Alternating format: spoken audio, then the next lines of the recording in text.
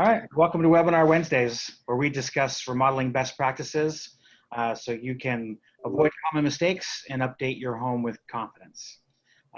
Today we've got with us Nick Boka from Anthony Slabaugh Design and Remodeling, Brianna, who everybody should know by now, Brianna Browning, our interior designer, and Andrew Brenner, who is our project manager at McManus Kitchen and Bath. Hey guys. And then we also have Christy Williams, our showroom manager, on the line, although she'll probably be staying quiet. Hi guys. That's not her. Yeah. That was me. So Nick, you're up in Ohio, right? In Stow, Ohio. Yep, real close to Akron, south of Cleveland, if people are familiar with that city. Okay, how's the weather up there? You know, actually, it's a pretty nice day out. It's a little cloudy out there, but the sun is out, and I think it's in the 60s, something like that. Yesterday, it was down in the 40s something, so we're supposed to get some lake effect snow on Friday, so we're kind of all over the map here. That's Okay. just Ohio weather for you. Yeah, this time of year, that's what you guys are going to get, right? But still, that's pretty nice weather. It's pretty nice down here too, actually cooler than it has been. But you know, we're in like the mid 80s probably down here. So Yeah, probably dream Ohio weather, but pretty soon it'll be like 98. So you won't be jealous of us anymore. All right, we got some familiar faces on the line here as far as attendees. Hi, Cheryl Walters, Kathy Walker. Seem to see you guys all the time. Very welcome. Nick, tell us a little bit about Anthony Slabaugh Remodeling and what you guys do up there and what your role is in the company. Yeah, sure. So we are also we are a design build kitchen and bath remodeler. We also do basements and some exteriors, laundry, mudrooms, those sort of things, and whole house remodeling projects. Our big focus is just on providing the best process we can, the most stress-free remodeling experience we can to our clients, which involves a lot of thorough planning ahead of time before we jump into production. And as the designer, what I do is I help our clients make selections of materials, choose colors. I create the 3D design drawings using our software chief architect to help them be able to envision the space that we're working on, create a number of different drafts depending on the project. So that's a little bit about what I do and our company. So. Okay. And how long have you been working for Anthony up there? 8 years now. Oh, holy cow. Yeah, so for quite a while. Yeah, and that's great. All right, well, let's jump. I'm going to share my screen and we'll jump right into our presentation. Today, we're talking about shower design. So we're going to talk about a few different things. We're going to talk about blocking, so shower construction, which is framing, blocking, waterproofing. We'll talk about shower layout, different shapes, you know, what's a good size for a shower, what might be too big, what might be too small. Tile patterns, obviously, colors, size of tile, that kind of stuff. Then we'll get into a little bit of accessories, you know, corner shelves and grab bars and other hooks and all that kind of stuff, different things you can use in the shower. And then we'll talk a little bit about plumbing fixtures and diverters and all that good stuff. Sound good? Sounds good to me. All right. So real quick, one of the first things I just want to mention, framing a shower is pretty much like framing a lot of things. But here's a couple of pictures of some blocking. Now, what is the blocking for? This is 2x12 blocking. This is a standard, what we use standard for blocking. If you're going to put grab bars in the shower, you need blocking behind the wall to support those grab bars, right? That's an ADA standard, or it's a code required standard. It doesn't have to be 2x12. You know, it could be 2x6. It could be 3/4 inch plywood, but there has to be some kind of solid blocking behind there. We like the 2x12 because it gives you a broad height range for where you can install your grab bar. So we usually, the top of this 2x12, we like to put it 38 inches. And that puts the bottom of it right down around 28 inches, 29 or 27 inches. So you've got a huge height range, you know, because the standard height for a grab bar might be 36 inches off the ground. That's sort of your average, your most common height. But people vary. There are very short people in the world and there are very tall people in the world. So it's nice to have that range to be able to install those grab bars. We do blocking in every shower we build by default, whether the client wants grab bars or not. so that down the road, if they ever need to, the blocking is there and they can put the grab bars in very easily. At this stage in the project, when the wall is all open, it's very inexpensive. It's very easy to do, so why not do it? Just a standard. You can see some blocking here. This is on this left picture. That's a shower head, and that's another shower head. This blocking here is actually for a vertical rail. That's part of the shower system in this particular shower. And then, as a minor note, just because you can see some things in this wall, these little metal plates you're seeing, those are required for electric work and plumbing work. They're nail plates. You can see they cover the plumbing. And that's to prevent someone from coming in and trying to drive a nail after that the backer is up, whether it's drywall or curdy board or whatever. You can't see where those plumbing pipes are to prevent someone from accidentally driving a nail into those plumbing pipes. So anytime plumbing or electric goes through a stud, you need to have a nail plate. That's required by code, and that's what those nail plates are there. So that's it. That was just a little quick intro blocking 101 when it comes to shower construction. Now, waterproofing. So waterproofing, Nick, and I know we're in agreement here, we use the same waterproofing system, is, it's hidden. As a client, as a homeowner, you can't see it, but it's by far the most important part. Absolutely. Yeah. A couple of misconceptions that we hear all the time is that the tile is waterproof. Well, that's not true. Tile's not waterproof. Grout certainly is not waterproof, and most tile has a grout joint. So certainly water gets through the grout joint. But even tile itself is not completely waterproof. It's permeable. So your shower has to be waterproofed before you tile it. You can't rely on the tile for your waterproofing. And that's kind of a common misconception. Down here, even, I run into tile installers who have that misconception. Any thoughts on that, Nick? Yeah, I mean, if you don't have a good waterproofing system for any shower, you're just leaving yourself open to so much risk. I mean, not only can obviously you have water getting behind the tile, but into whatever is down below your shower. If your bathroom is up above your kitchen and you have leaking, that can make its way through the ceiling, cause mold issues.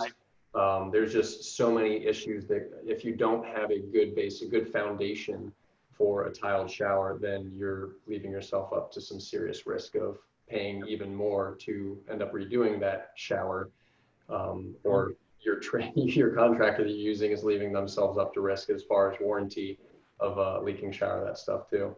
Yeah, I would say probably maybe 20%, 25% of the bathroom projects we do, it's because there was a shower leak. The old shower construction wasn't proper. There was a slow leak. You don't know it for years, but they call us because they have a leak. It results in tearing out the existing shower, and then we're tearing out the shower. Why don't we redo the whole bath? So it's a fairly common occurrence. Old school, we're going to go through what's kind of been historically the way we waterproof showers, called a water in, water out system. Down here, I would say the vast majority of showers are built this way. Even today, a lot of contractors still building showers this way.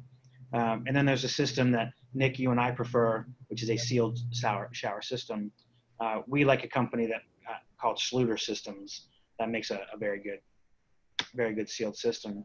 That's the only way that we'll do our showers up here is using their system. Yeah, we're pretty much Schluter only. Andrew's very familiar with the old Schluter guys. The orange stuff, if you've ever seen it on HTTV, a lot of people just call it the orange stuff. It is orange, like really, really orange, like glaze orange. Yeah. But there's other ones, like we've used the Weedy system, also very good, different pros and cons, just, different. Noble makes a sealed system. There's a couple companies that do it well, but Schluter really, I think, has got it nailed. But first, the old school system. If you've ever seen a shower built, sort of the traditional way, Nick, this is how it's done, right? You got a concrete slab here. Up there, up north, you guys might have a wood subfloor. Right. But you have this thick PVC mat that gets put down. And that PVC mat is obviously waterproof.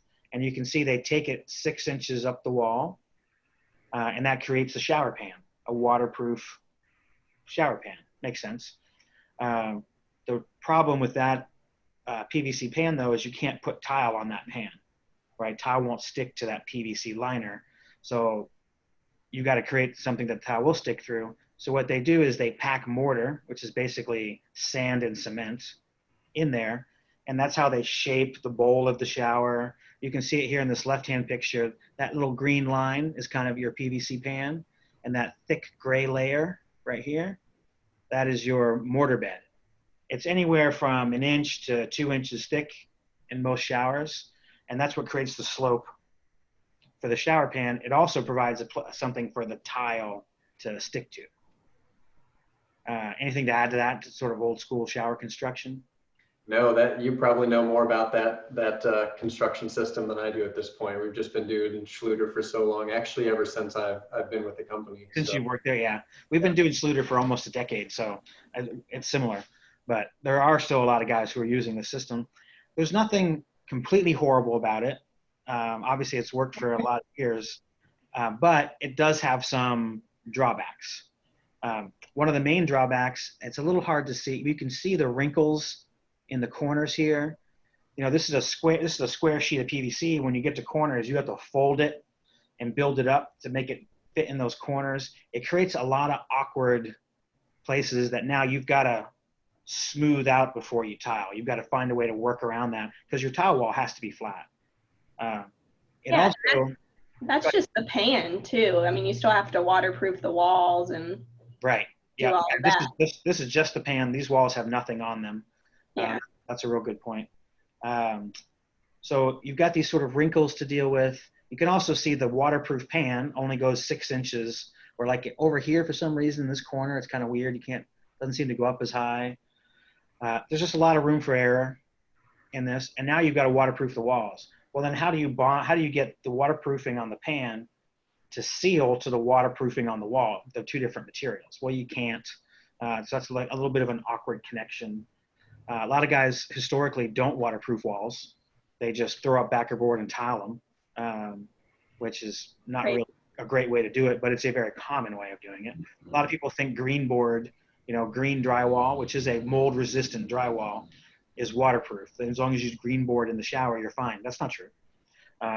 If you get green board wet, it falls apart just like regular drywall. It's just more resistant to moisture than your standard sort of gray colored drywall. So that should still be waterproofed. The other issue with this PVC pan, the biggest issue for me, well, I guess really there's two things. One, that mortar bed. You've got this big, thick mortar bed here. And what happens is, over time, water seeps through these grout joints. It soaks that mortar bed. But because there's a PVC pan down here and a relatively impermeable tile on top, that mortar bed never dries out, ever. It stays wet and mold just grows in that mortar bed. So if you've ever had a shower that you've cleaned and you've cleaned and you've cleaned and you just can't seem to get those grout joints clean, they're always dirty, they always look moldy. It's because that mold, you're not cleaning the surface mold, all that mold is growing right from underneath your shower. And Andrew can speak to this. I'm not sure we've ever done a demo of a traditional shower pan where that hasn't been just riddled black with mold. It's just a very common. Yeah, it's every time we take one out, we see it every single time. It's almost a guarantee when we're ripping something out that's been in there for a few years. Yeah, they're gross. The other thing I don't like about these PVC pans is, this pan liner has to go in right away.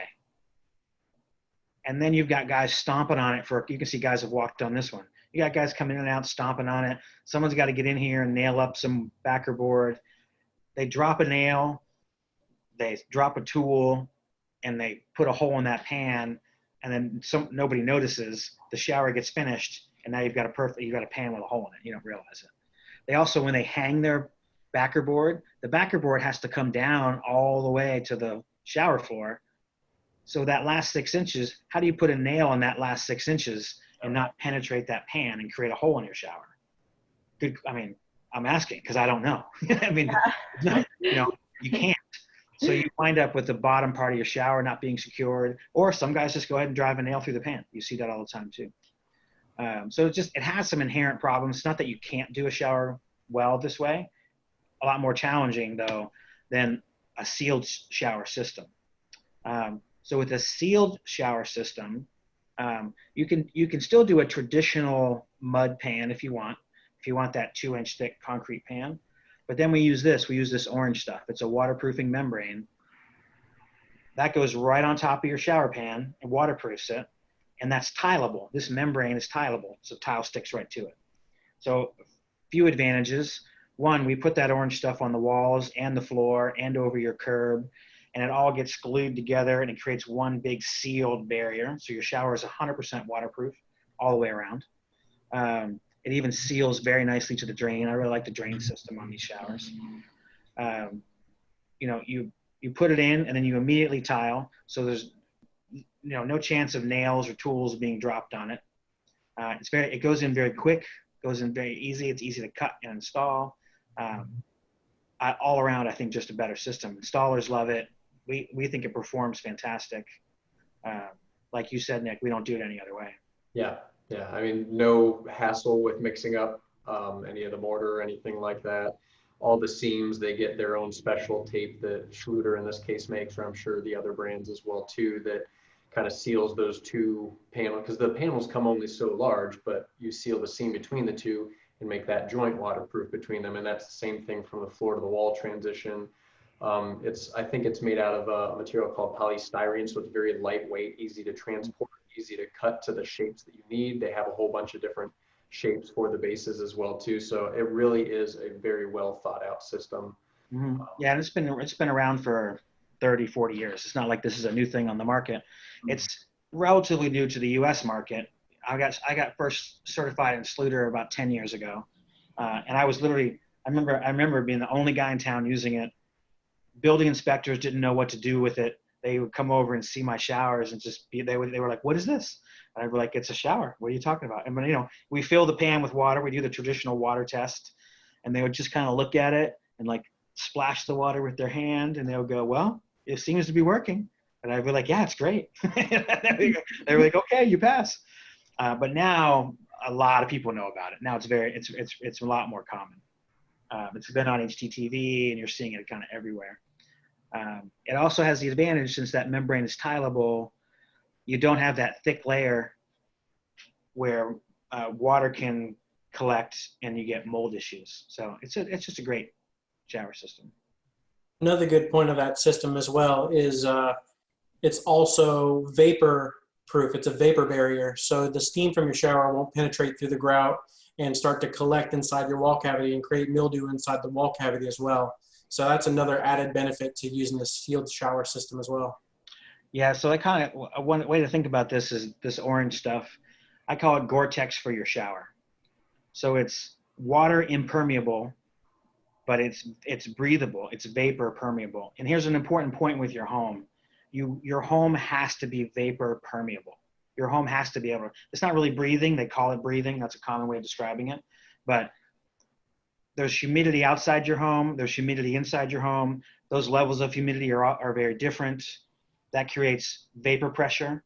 That vapor pressure needs a way to equalize, or it can cause some real problems in a shower, for the exterior of your home, all around. And so this stuff is vapor permeable. It allows vapor to penetrate through. But if vapor gets behind your wall because your exterior wall system isn't working properly, that vapor can breathe through your shower system and doesn't cause any problems. So that's a bit technical when it comes to permeability, but it's another nice advantage to the system. You'll see some, I don't know what you want to call them, chuck with the truck, uneducated guys doing their showers for the first time, don't really know what they're doing. We'll try and use things like plastic. It seems like it would make sense. Oh, I'll waterproof my shower with 2 mil plastic. That's got to be great, right? No, it's not great, because it's not vapor. It's not vapor permeable, and that will cause a lot of mold and rot issues in your shower. Same with the outside of a house. You don't want to use plastic to waterproof your house. You want to use something vapor permeable. So that's a real good point, Andrew. They also one thing I've always liked about Schluter is they have square drains, which for years and years and years, all the shower drains were round, which I've never understood, because all tile is square. And so you wind up tiling a shower floor, and now you've got to cut this round hole in a square thing to get it to fit around that drain. These are nice, they're square, and they're actually modular. They're designed to fit with common tile sizes, which is also, it's kind of nice. So that's your waterproofing system. A little technical, but Nick, super important when it comes to building a shower, and often overlooked. Yeah, if you don't end up, again, starting out with that great foundation, you might not be enjoying your shower for as long as you'd like to be. So yeah, and might not even know it. I mean, it could be 3-4 years before you start to see the damage. absolutely. Definitely ask your contractor who'd be doing your shower what system they use and how they plan to waterproof, the substrate of the tile and everything. Okay. All right, so some of the more, now we get a little more designy. We'll talk about some of the more fun stuff. Shower layout and design.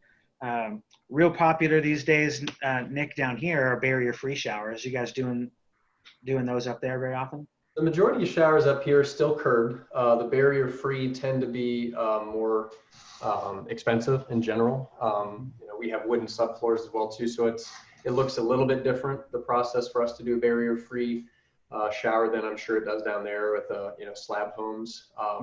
But yeah, I mean, we've done a few of them. It's great, as far as if you are there's considerations of accessibility, whether you or a loved one are kind of in a wheelchair or have just mobility issues. It's less to have to worry about stepping over a curb, which depending on your tile install, that curb could be, about 6 inches tall to the top of it, and which may not seem much. It's not as much as what like a step is or anything, but we tend to do the curved showers more for partly price point, and then as well the size of the bathrooms up here as well too. The barrier frees, you have to pay a special attention to making sure that the water is not pooling and kind of flowing outside of the shower space and creating kind of a slippery atmosphere. I gotcha. Yeah, it's a popular thing down here. Maybe it is harder to do on a wooden subfloor. You've got a lot less room to create that barrier-free shower. On a concrete floor, well, most of the houses down here are on a slab, so we can actually cut out the slab in the shower footprint to drop the shower floor and create that barrier-free shower. Yeah. But for people who are curious, we have a picture over here on the right. That's the curb. When Nick talks about a curb, that's the curb right there. Some people call it a lip, which it is kind of a lip, but the term for it really is shower curb. It's usually about 6 inches high, real common in showers. And then you can see this one on the left. There's no curb. That's what we call barrier-free, or no lip. Some people call that a no lip shower. This design on the left here is actually my absolute favorite way to design a shower. It's a walk-in shower. So it's no door. We often do it with a half wall and glass on top. And there's actually a little shower niche on the other side of that wall. The shower head is far enough away from the entry that there's no chance of it getting splash. So you can just walk in, shower, and then walk out. There's some rope hooks here so you can grab your towel, you dry off in the shower, and then step out of the shower. I love that shower design. We do a lot of those. And then, of course, up north where you are, Nick, you got a little bit of a concern with when you're doing a doorless shower, a little bit of concern with cold weather and getting in the winters. Yeah, you tend to get a little bit of a breeze or a draft going. So we've done a couple showers where somebody just wanted that walk-in shower, no actual door. But most of the time, whenever I have a client in design that says, "Oh, I really like this shower. I like how I can just easily walk in," I bring up the point. Well, whenever you're in the shower, do you like to keep all that nice warm steam in, or are you okay with feeling that draft? And most of the time, people realize, I definitely want to keep that heat in and not have it kind of going out the space. So very rarely up this way in Ohio and the colder temperatures and everything do we end up doing these kind of walk-in showers. Yeah, it's an important consideration, is to think about if you get naturally cold in a shower, the doorless shower might not be for you.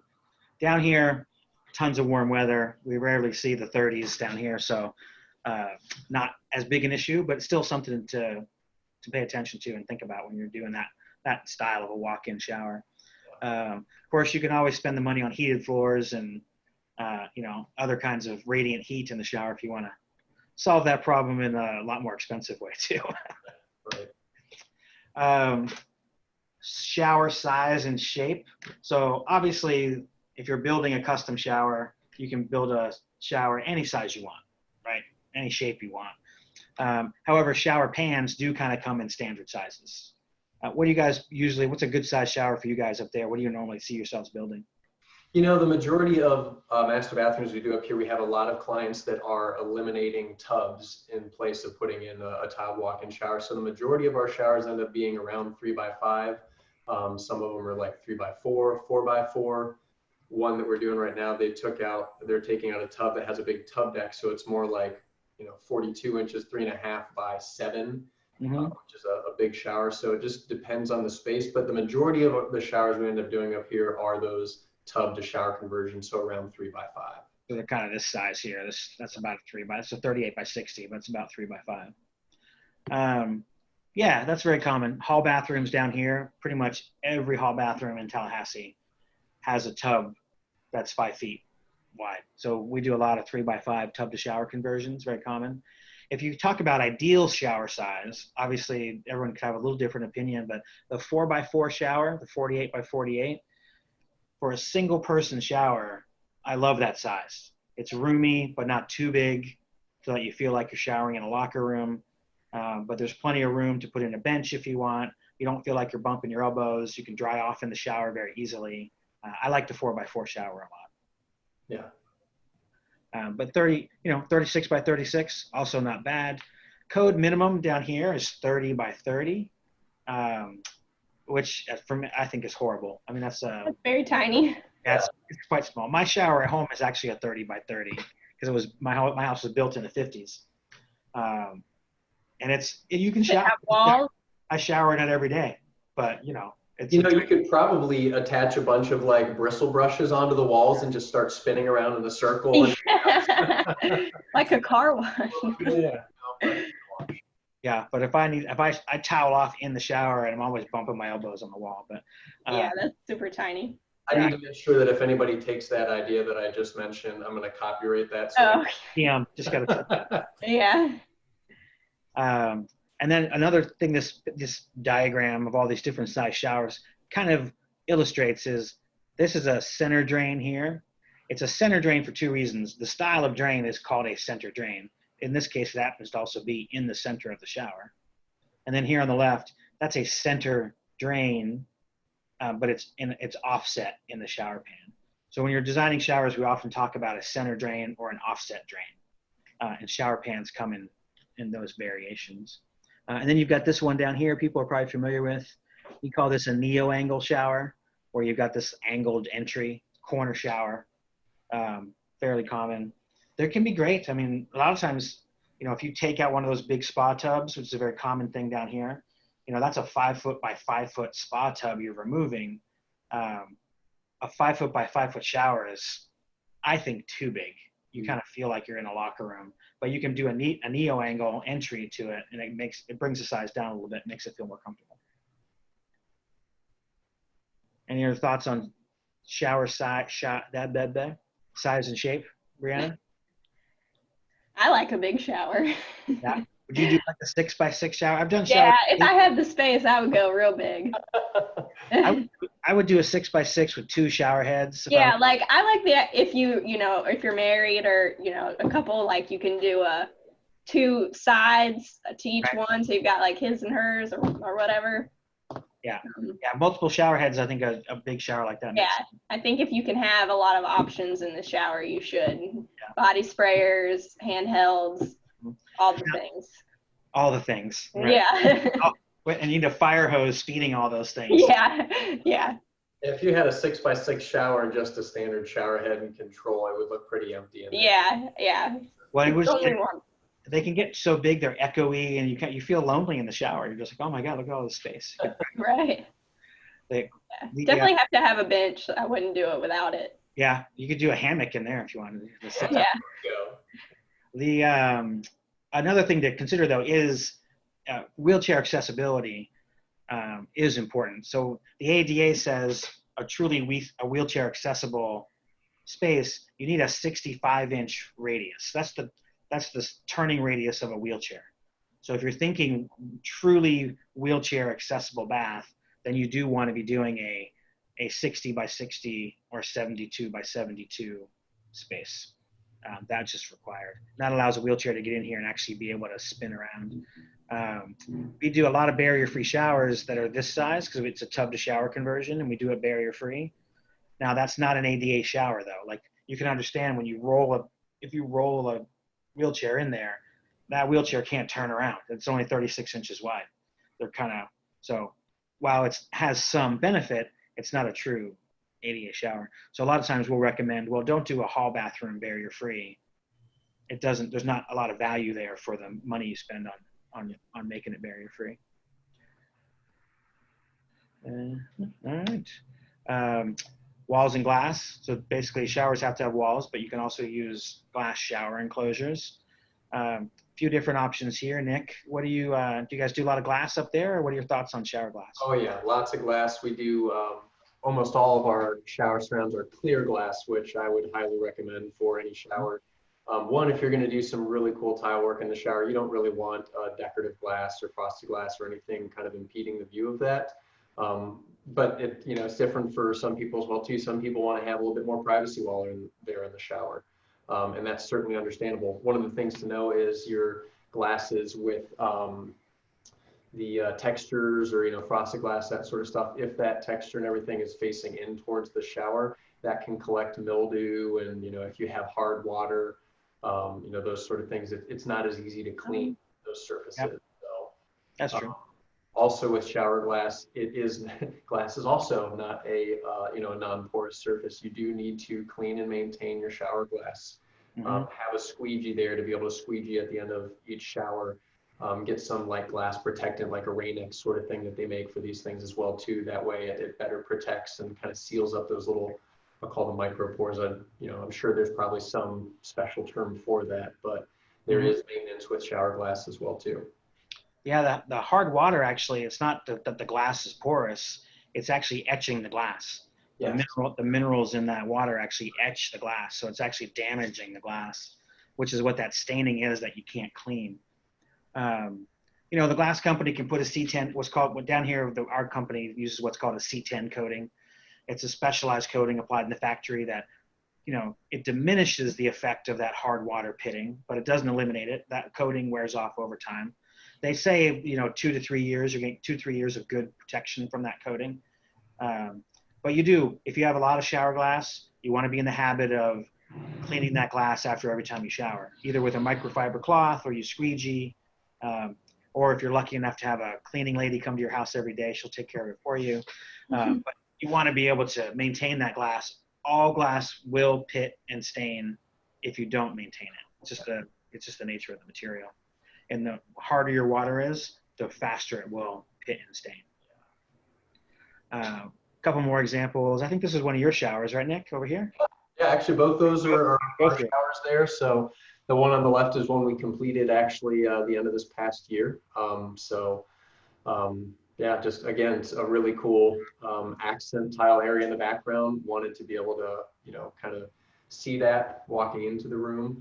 Coordinates with the kind of backsplash going across as well too. But whenever you use shower glass, it also makes that shower feel larger, although that was a pretty large shower there as well too. That actually used to be a shower room that was all done in the old like Corian solid surface. And so we tore all that off and tile shower and everything in there. So yeah, and then the one on the right, that's one of the ones that we did was just a walk-in shower. You can see it still has a curve though. And the shower head is kind of pointed towards the glass that's sitting over top of the shower head. This was for a client who had a father that was potentially going to be coming and living with them for a time, and he needed kind of an easy entry into the shower. Chose a shower head that you could kind of tilt to have the water just coming straight down rather than pointed out, and also have variable with that. But it's probably about as small as you want to go for a walk-in shower, a door-free shower like that.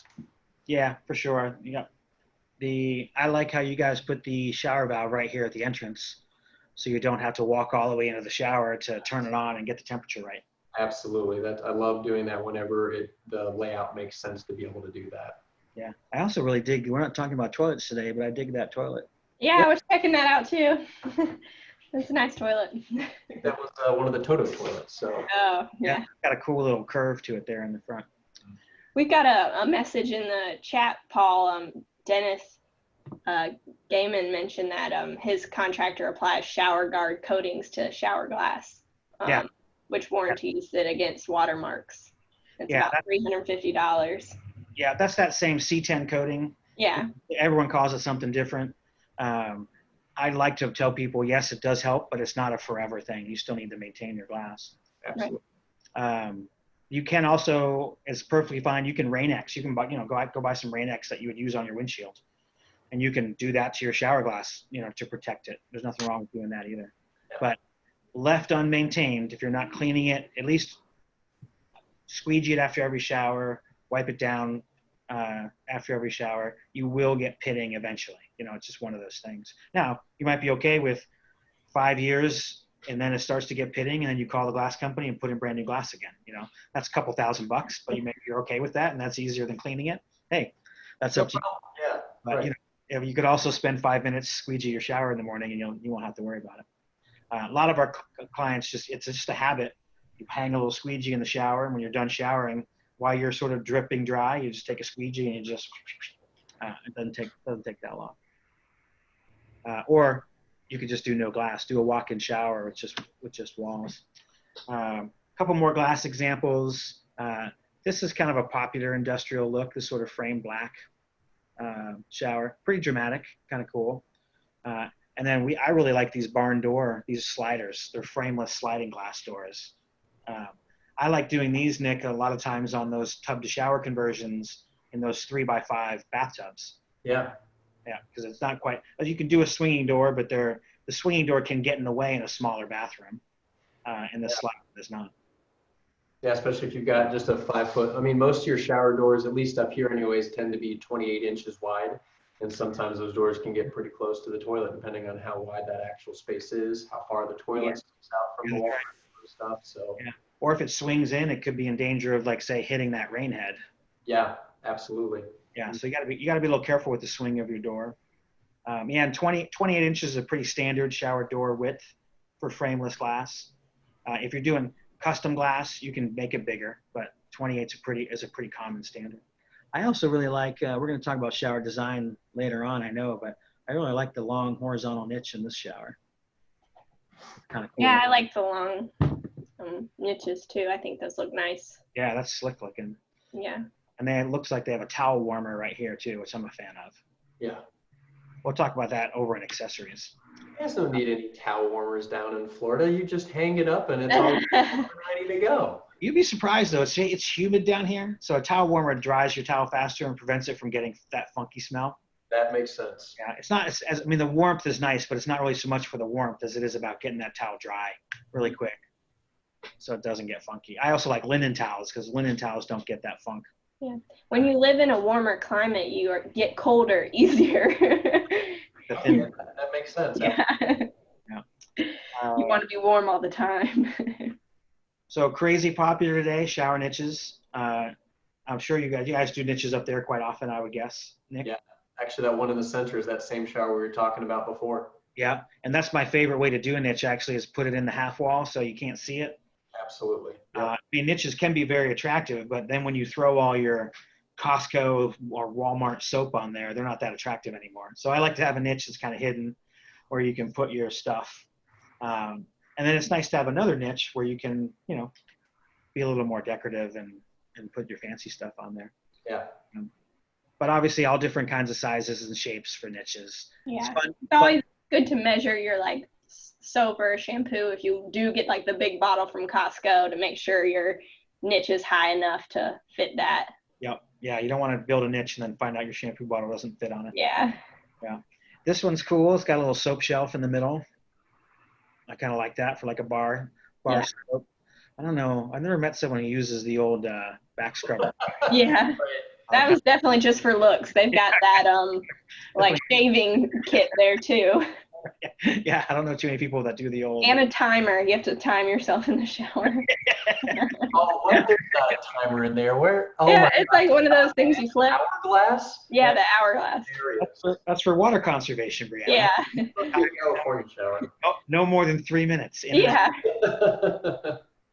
That's funny. But anyway, lots of fun you can have with niches. Couple more examples. Benches, another good one. I'm a fan. I think this is from one of our showers actually. The built-in bench is more popular. I'm more of a fan of the freestanding bench myself. The corner bench is nice too, though. There's lots of different ways you can do a bench. That shower on the right there has a lot of pebble tile. That is a ton of pebble tile. There's a lot. What do you got? You guys do a lot of benches up there? Every now and again, it depends on the size. If it makes sense, those benches do take up quite a bit of space. And I myself as well personally, I'm a fan of doing kind of like whether teak benches or a bench that you can set in the shower yourself, take it out if you don't want it in there. It just depends on for a 4 foot by 3 foot by 4 foot shower, there's really not any room for a bench like that on the left where it kind of goes from wall to wall. Maybe we end up getting into doing a little corner bench like the picture there on the right. Most people, when you have a bench and even that corner bench, you're not gonna like sit down for very long. Maybe it is to, help with shaving or something like that, or it's a foot prop to bring your foot up to shave on. Or every now and again, maybe you do just want to sit down and just enjoy the shower and the hot, humid air after, a run that you went on or something like that. Yeah, women might want to sit to shave their legs or something like that. Yeah. I do agree with you though. Those corner benches are not comfortable. They're not big enough to really sit on. They are nice for putting your leg up on if you need to. Yeah, shave. that's more of a leg prop than that's more of a little rest. They're not very comfortable to sit on that corner bench, but a big bench like this can be nice. I like the freestanding benches because you can put them in the shower, you can take them out of the shower, you can move them around. Yep. Just a little more versatile. So that's kind of our recommendation. Although certainly we do a lot of built-in benches too. We're not really talking about tubs today, but we thought we'd bring it up because tub shower kind of goes together. Freestanding tubs, crazy popular. Not my favorite thing to do, really, not in most situations. This is a deck-mounted tub here. What's your thoughts on tubs? The majority of people up here are getting rid of them. For the existing tub that they have, they're putting in a shower in its place. A lot of the bathrooms up our way here, you've got like your 3x3 or maybe a 3x4 shower, and then you've got this big 5 foot or 6 foot tub or something that has a deck in it as well too. And people want to go with larger showers and sometimes have a couple heads in them or those sort of things, and it's tough to do all that in especially a 3x3 shower, maybe even sometimes a 3x4 shower. So I mean, tubs, it all depends on if you use them. Some people, they just take up space and collect dust and they drape their towels over them and things like that. Other people, if you're a big runner or you're working out or your muscles are sore, you want to relax in a tub. That one there on the left, actually, I don't remember the brand of it, but it had like 30 some little air jets, not like actual jets, but like little bubble, little tiny holes. Yeah, exactly. So like they have them hidden now. Yeah, the air bath. Yeah. I do like an air bath. It's kind of a cool experience. And that one had heated, heated backrests on both sides. It's adding additional expense, but if you love, soaking in a tub, right, it's a great thing to have. You definitely have to have the size of the bathroom to use. So what you're saying is that's a $5,000 or $6,000 tub. That right there is probably pretty darn close to that. Yeah. That sounds like what you're saying is that tub costs as much as my first car. But yeah, if you like to bathe, there's a lot of great options for tubs out there these days. One of our attendees mentioned back to benches, though. Cheryl Walters said that benches are really helpful if you have a surgery. That is very true. And that's another reason I like the freestanding bench is because you can, if you do have a surgery or you could trip down the stairs and twist your ankle and need to be able to sit in the shower, but you can use it while you need it. And then when you're done with it, you can store it in a closet or in an attic somewhere until you need it again. You can move it around to where you need it as well too. Let's That's say right. Yeah. that bench in that one photo you were looking at, that was probably on the opposite side of where the shower head was located. Yeah, that's exactly right. So you wouldn't be able to sit there and shower. Mm-hmm. Maybe the handheld would stretch that far, maybe not. Yeah. But with the freestanding bench, you would just move it to the middle of the shower and be able to use it. You can also do, we didn't mention, there's wall mount benches. They're folding. Yeah. Mm-hmm. Yeah, I think there's a picture coming up that shows. Yeah, we'll probably get to that down in the series, I'm pretty sure. But all right, let's talk about tile. Different kinds of tile. So there's porcelain, ceramic, and natural stone. Really, there's ceramic and natural stone, right? Porcelain is a type of ceramic tile. So just to be very, very clear, the reason we call it porcelain and ceramic, it has to do with porosity of the tile. Porcelain is denser than what we call a ceramic tile. So most of the time in wet areas, we're using porcelain because it's denser, less porous. But some ceramic tiles are dense enough, you can also use them in a wet area. So they're somewhat synonymous, although there's a little bit of a misconception that porcelain tile is better. It's not 100% true. So just something to kind of be aware of. And there are different grades of ceramic as well too. You know, there's some ceramic tiles that are made for walls and backsplashes only, and you wouldn't use them on a floor. Yeah, every tile has certain characteristics, and you want to look at those characteristics, not just whether it's called porcelain or ceramic. Absolutely.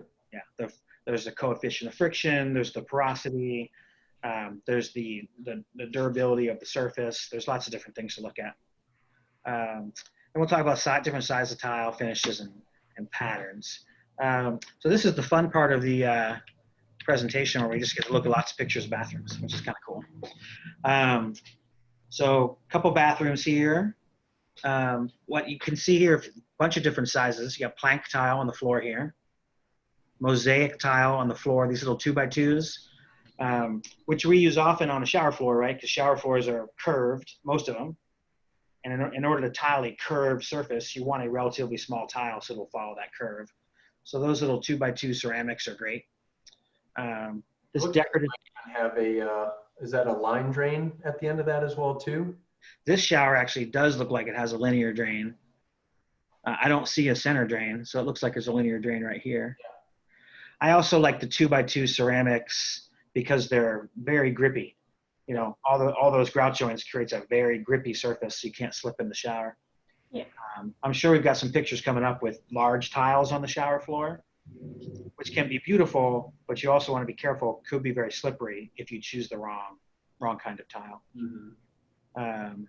But I'm loving this little decorative accent here. This is just sort of a rectangular subway-esque tile. Mm-hmm. And then you've got a pencil tile framing this. 2 pencil tiles, actually, a white one and a blue one, which is kind of cool.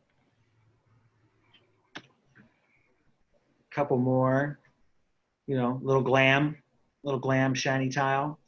Those are those look like 12 by 36s or something, Brianna? Yeah, I think so. Yeah. And on the right-hand picture, glossy. Yeah, very glossy. Yeah. On the right-hand picture, you've got some vertical tiles. Hard to tell. They might be 12 by 24 or maybe 15 by 28, something like that. Yeah. I think these are good examples too of like, you could probably use 3 different tiles in your bathroom, but I wouldn't do more than that. Sure, yeah. Yeah, 3's pushing it. Yeah. It can get pretty crazy. That's an interesting mosaic on the floor in there as well too. It looks like it is like almost like a larger chip mosaic or something like that, or maybe. Yeah, it looks sort of like a pebble. Yeah, it looks like a shaved pebble to me, and that has a center drain right there. But yeah, those pebbles are very popular. Those shaved pebbles. I'm not a huge fan personally, but you know, it's your thing. They're you know. Yeah, me either. I don't really like them because there's just a ton of grout. They have a lot of grout. Exactly. Yeah. And they're so harder to clean. A little more of a cleaning issue, yeah. But they certainly can look cool. Especially with the pebble floor tile, you want to make sure your tile installer does a good job of installing it, because if they don't take their time and like adjust some stones, you end up seeing a grid pattern on your floor with where the. Yeah, that's very true. And once you see that grid pattern, you can't unsee it. Yeah. see it every single time. But yeah, because those pebbles come in sheets. They come in basically what is a 12 by 12 sheet. Mm-hmm. What Nick is saying is if you lay them and you're not careful, you'll still be able to see each individual sheet in a grid. So the tile installer has to actually rip off individual pebbles on the edge and reset them so they kind of blend a little better and you don't see that grid pattern, those individual sheets. Yep. Yeah. You see it all the time in pictures. If you don't know what to look for, you might not see it. All you see is pebble. But as soon as you know what to look for with pebble tiles, you can't unsee those grid patterns. Yep. But yeah, I like this shower. I love doing vertical accents. That's kind of a favorite of mine. Centering the plumbing on any sort of accents as well too. It's a lot of fun to do that. Yeah, it's an easy way to add a little panache. But this is cool too, doing a whole wall to a totally different color. I would assume the other two walls in the shower were this white. But that's a cool way to do it. This looks like a natural stone, or it could be a porcelain tile made to look like natural stone. Natural stone and shower, Nix, what are your thoughts on that? Oh man, I'm always a little concerned about natural stone, but it's the same thing as well too. Just like glass, you want to take care of it. I would suggest not putting like ledge stone or any of the like rough face natural stone in your shower because that can, pick up a lot of mildew and that sort of stuff, and it is not easy to clean that stuff. But yeah, if you seal it and you keep on it, we've put like the curb caps sometimes need to be like a marble or something like that. And so we have our countertop fabricator. They put the highest grade of sealer that they can on it. And then we just make sure the client, is aware you're going to want to keep an eye on this over the coming years, check on it periodically every few months just to see how, if you're starting to see kind of like water spots or not water spots, but almost like when something looks wet, it leaves a dark ring. And so you want to be paying attention to that for your natural stone surfaces. So the majority, there is so much ceramic and porcelain tile out there that looks really nice, looks a lot like natural stone, that it's hard to actually choose walls of tile that actually is natural stone. Yeah. Mm-hmm. Yeah, I agree. It's a good, porcelain or ceramic in a shower, much better choice for long-term maintenance. If you do natural stone, you're building in a maintenance issue. So you're going to want to have the bucks in your pocket to deal with those maintenance issues down the road. They're just going to happen. Shampoos will stain them, toothpaste will stain them, but they are gorgeous. A limestone shower is absolutely stunning. Just comes with some maintenance issues. Yeah. How many clients do you have that say I'd like the most maintenance I can in my shower? Yeah. Not that many. I think low maintenance is trending right now. Yeah, for sure. Low maintenance is a big thing, and who can blame people? I'm waiting for, I just got a Roomba not too long ago for my home, a little robot vacuum. Love it. Game changer. I'm waiting for the robot shower cleaner. I think that's the next. Yeah, that climbs on the walls. Yeah, that just washes your walls and your floor for you automatically. Yeah, that's a good idea. Comes out of a little niche in the shower and just does its cleaning. Like, like the old commercial with the scrubbing bubbles for the spray foam that cleans your shower. Absolutely. Kind of like that. Just kind of come out, clean everything, go back away. That's what I'm waiting for. But we have had a couple clients that, we've discussed natural stone and the drawbacks, and they loved it so much they just wanted natural stone. And we've gone back years later, and that's been fine, But they're adults and they care for it and they take care of it, But you just got to be aware. Yeah, and like what Nick said, they sell sprays. You can talk to your countertop provider. They can come out and do it. If you wanted to go to a local box store, they sell sealing sprays that you could do it yourself. But again, that's just another level of maintenance that you'd have to be responsible for every year, every other year. So that's something that people try to avoid a lot of times. Yeah, sealing surfaces is not a difficult thing to do. It's just remembering to do it and staying on top of it. Yeah, that's it. Yeah. It's important to note that sealing isn't a one-time thing. It's a every 6 months, every year thing you got to do. A couple of beautiful showers here.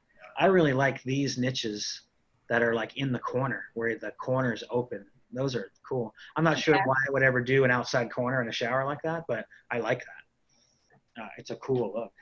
Yeah. The long bench is nice too. There's that freestanding bench we were kind of talking about. Yeah. That's the largest freestanding. They might have taken that from a local park or something like that. Yeah, that's what it looks like. It almost looks like a pressure treated bench. Mm-hmm. And then they have about 200,000 body sprays in the wall here. Whoever made this shower really likes body sprays. Yeah. I But like yeah, the lighted niche on the right with all the lights in the niche. yeah, the lighted niche is cool. We've started doing some of those. I also like how this niche goes all the way to the far wall, Yeah. and it That's just kind of ends at the wall, and so that the contrasting white tile on this wall kind of flows into the niche a little bit. It's cool. It's a very, very cool way to do a niche.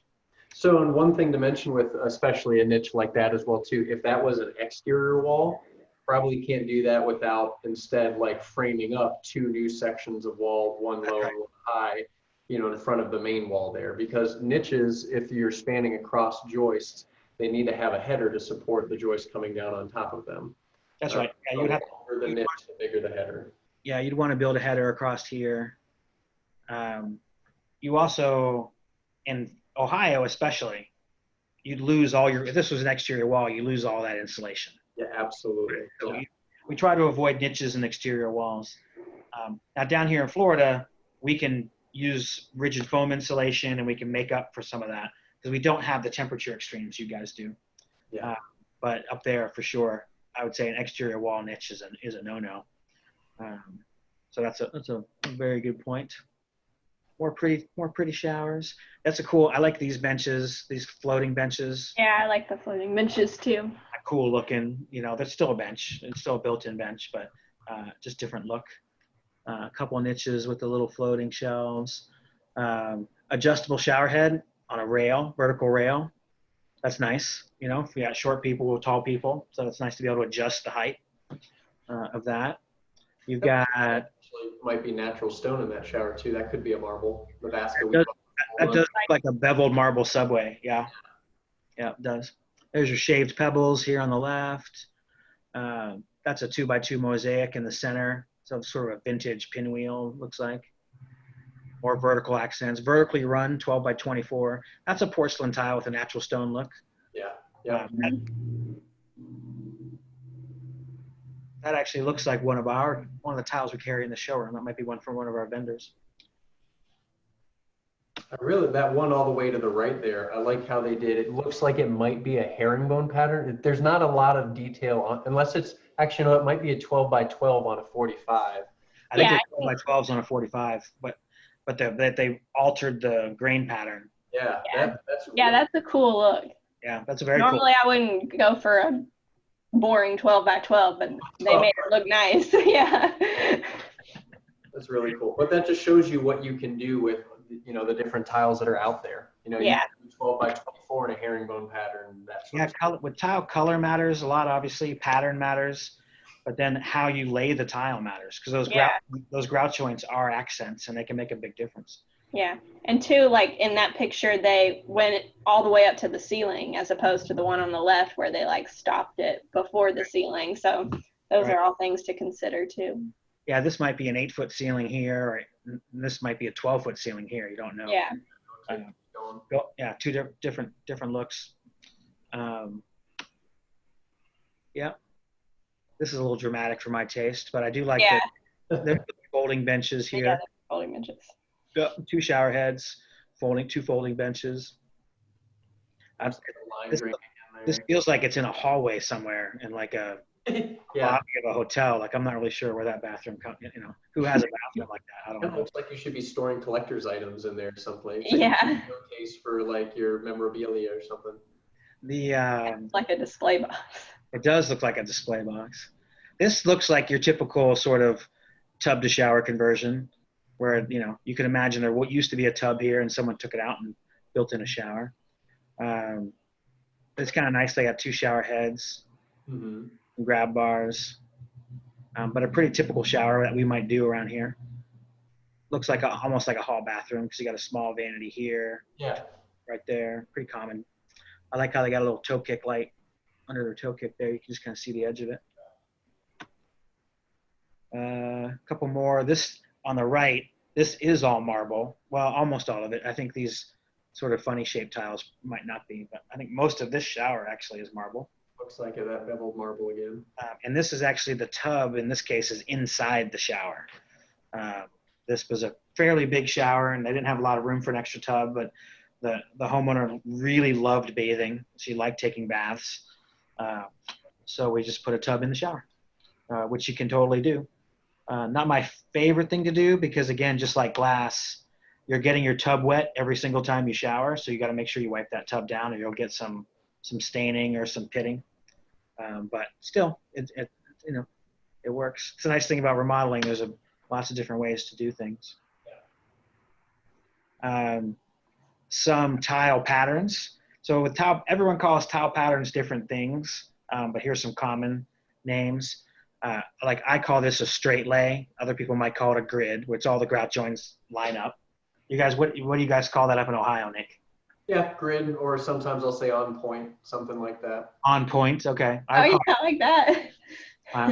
We call it stacked or straight lay. Then you've got this here. Some people call this brickwork. That's horizontal brickwork.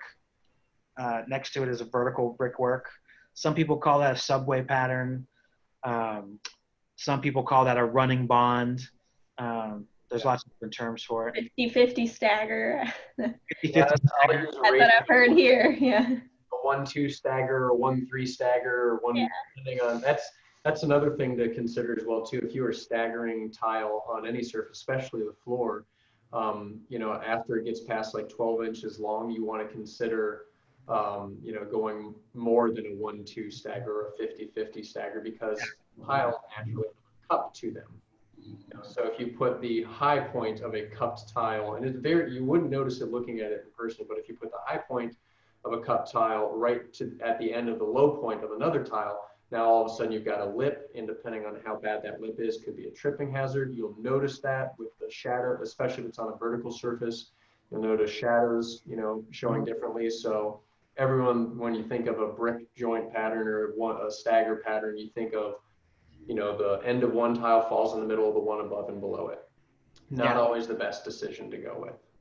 A lot of manufacturers will even stipulate with the wood look plank tiles, the long plank tiles, that they say you can't lay them on a 50-50 stagger. It has to be a 1/3 or a random. I like random stagger personally.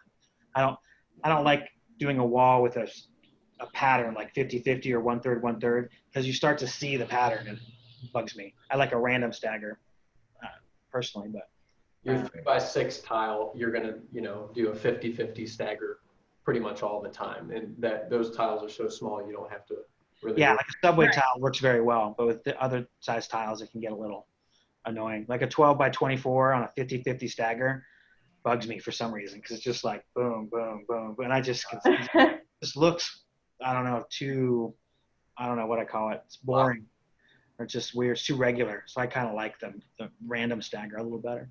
Or vertical. I love running 12x24s vertically. All right, plumbing fixtures. We talked about waterproofing, talked about tile. Now there's lots of different plumbing fixtures, body sprays. Here we have Brianna's favorite color, brass. Yeah, brass on the left. You like the left brass better than the bright brass? Yeah. Yeah, I agree. I kind of like they call that champagne bronze or satin brass. Yeah, or like unlacquered brass. Yeah, I like that look. Yeah, this stuff on the right's a little too reminiscent of the gold of the 1980s. Gold, yeah.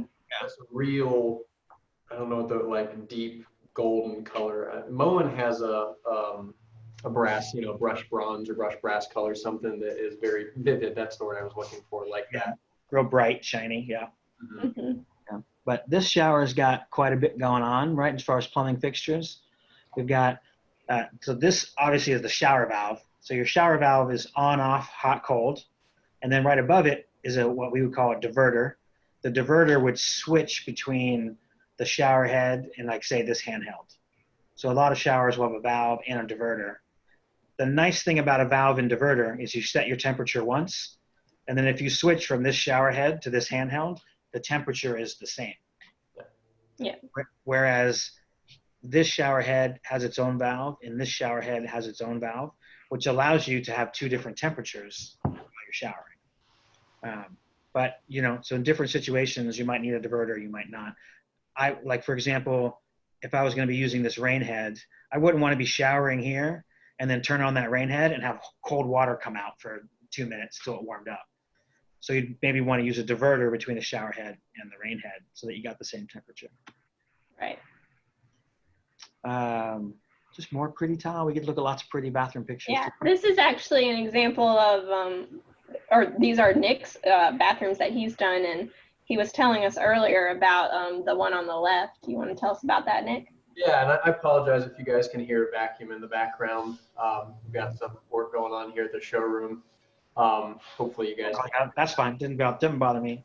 Yeah. So this shower here was actually, these are 2 exterior walls. So you see a window there, and then there's actually a window right here over top of the freestanding tub.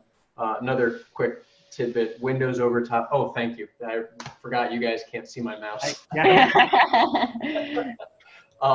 Windows over top of tubs by code required, at least up here, I'm assuming down there as well too, need to be tempered glass. You can't just put a tub next to a window without making that tub tempered glass. You'll get called out on that. So just a little extra thing to mention there. But anyway, so this shower's on 2 exterior walls. And here in Ohio, we cannot put supply lines, water lines into exterior walls because of the freezing temperatures. You do not want your pipes to freeze, and then you blow a line and you've got a big mess. And so in that case, what we ended up doing, you can see that there is a niche in an exterior wall. And again, like you said, you just put as much insulation as you can into it, rigid foam board, and do the best you can, but you don't have to worry about water freezing at that point. So what we did to be creative is we actually cut the corners there. You can see the hand shower is mounted on that little angled wall there, and then the shower head on the other side is mounted on another little angled wall. And that actually points the water towards the center as well too, which takes it further away from the shower door. So it ended up working out pretty well. And they went, you can see a subway tile with the gray grout, kind of that look that's been trending for a little bit anyways. And another side note, my kind of personal preference is to always allow the grout to disappear with the tile. I got you. But instead of contrasting grout, you mean? Yep. Yes. Yeah. So the white subway tile with a different color grout that kind of pulls in those other colors is pretty cool looking, and kind of accents the great colors in the room otherwise. Yeah, so that's that one on the left. And just to point that out, if you are in a colder climate, you do not want to put, you want to make sure that your plumber or whoever you're doing is not telling you can put plumbing in exterior walls. And you also want to make sure that they're pulling permits. So definitely pay attention to that. We, even down here, we like to avoid plumbing in exterior walls. Yeah. We can break that rule a little easier than you can because we don't get the freezing temperatures, but it's still not a good idea even down here. Dennis, one of our attendees, mentioned, he said Nick will have to talk that they have the same weather conditions in Pennsylvania, and with extra care insulating, they can install water pipes in exterior walls. Yeah, I'll have to reach out to you about that, Dennis, and talking to our plumbers as well. So I know that they do make things for pipes that can actually heat up the pipe and keep it from freezing. Like I don't know what it's called. We haven't done it, but there's a pipe heater. Yeah. So otherwise, I'm pretty sure unless you have specific measures or insulation values, maybe there is a code allowance for that. So, but I've got your contact information, Dennis. I'll have to reach out to you and chat with you about that. Yeah. It might also depend if you're using 2x4 framing or 2x6 framing on that wall. That is the majority of our framing up here. How much insulation you can get in there. We do a lot of Renai's, tankless hot water heaters on the exterior of homes down here. And we'll put a pipe heater on the supply line a lot of times because we will get 3 or 4 days of sub-zero temperatures down here. And that pipe heater prevents that pipe from potentially freezing. Couple more shower. I'm going to skip through the pretty shower pictures real quick just because we're running a little late. But drains, we did want to talk about drains. We talked about center drains, which we have a center drain right here. Actually, look, this is one we did like 4 or 5 years ago. I love the striped floor. But and these here on the left, these are what's called a linear drain. So it's a straight drain that runs the width of the shower. it's still the same drain. It still has a center drain, but the linear part, it's a giant trough that just funnels all the water to that center drain. Allows you to use large tile. So you no longer, with a linear drain, you no longer have a bowl-shaped shower floor. Your shower floor is now just a ramp, and it all just slopes right to that big, wide, linear drain. So that's just a different style drain. This is the same linear drain. It's just a tileable drain. So instead of having a metal grate, it has a tile grate. So it just blends a little better into the, into the tile. Yeah. And then this is, if you don't have a bench, this is just a little corner shelf with a little rounded lip on it. So you can put your foot up on that little corner shelf. Shower panels, something kind of cool to use in showers. Similar look as a shower panel here, except I don't know what that giant soffit is that thing's sticking out of. I do like, we talked about this the other day, Nick, I do love this little recessed niche where they've got their shower curtain kind of folds away into that little niche. Mm-hmm. Yeah, I mean, shower curtains are pretty low maintenance. If as soon as one goes bad, you just take it down, put up a new one. So Yeah. For my money, shower curtain all the way. 30, 40 bucks. I got a brand new one. It's clean. It looks good. Not $3,000 for shower glass. But well, I do that catches on.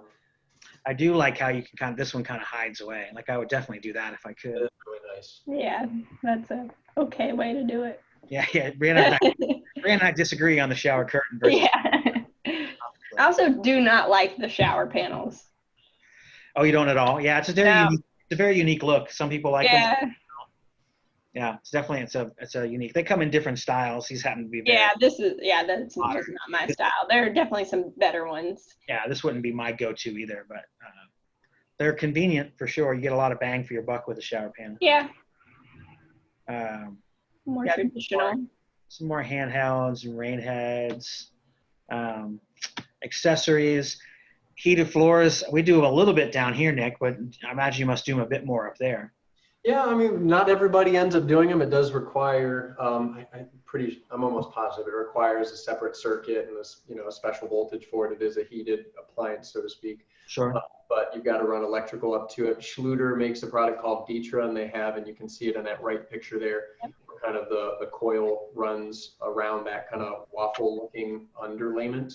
That's the Dietra, is that waffle-looking underlayment.